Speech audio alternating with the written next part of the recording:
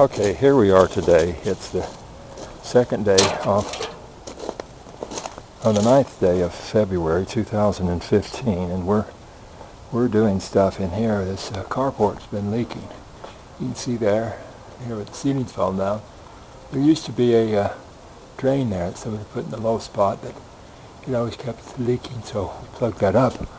The water came off of this board right up here by my finger there and out of that hole the last rainstorm. But it took a week for it to work its way through. So it didn't leak until a week later. From one Friday it rained all day, and the next Friday, when it was totally dry up here on top and flat part, it leaked. And why did it leak? Well, it leaked because right here, it got through some holes in this vinyl, and right here, where my finger is, it goes right down to plywood. So the water came in across and down in all these places, that particularly, and worked its way over here, and even there. See, it came over here to where that drain thing was. It was covered up with cement before and worked really good until the vinyl on the top busted. Now, this vinyl is a good thing to put on a roof like this. What they did is put the vinyl on, see, and then they put elastomeric over it a couple of times, and then we put some liquid asphalt or asphalt roofing cement over the low spot to try to build it up, which built it up a little bit and worked pretty good for a while. But the water always puddling here unless somebody gets it off to do it. Now, when they did the roof, put this vinyl on, they swept off the loose gravel, but they didn't dig off the gravel that was stuck. You can see all those little bumps sticking up.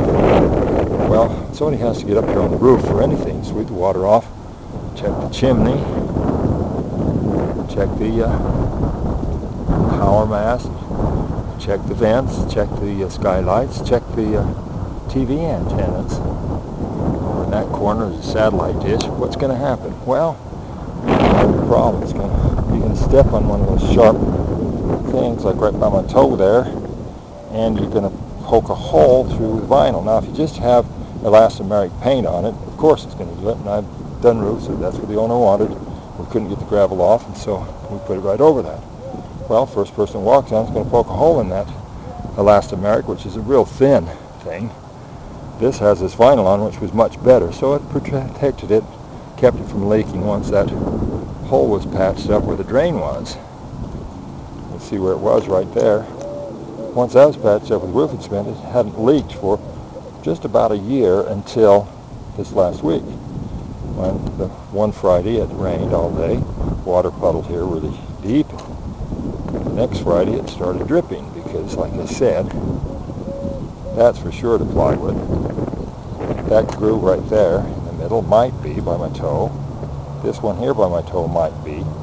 But all of that is going to get down through, work through the surface, come over here, go down through on that board that was right here, and then work, some of it work over there and some of it work over beyond there. So now this is what it looks like. It took me quite a while to rip this back, let it dry out. It's really wet underneath there. I took off all the adhesive that was there for the vinyl. It was just put over the tar and gravel.